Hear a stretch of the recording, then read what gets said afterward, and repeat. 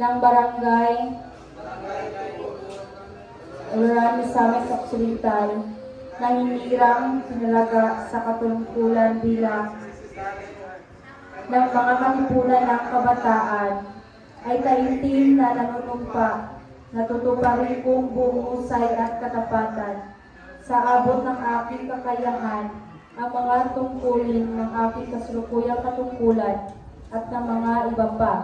Pagkaraan nito ay gagampanan ko sa ilalim ng Republika ng Pilipinas na aking itataguyod at ipagtatanggol ang saligang batas ng Pilipinas na tunay na mananalig at tatanima ako rito.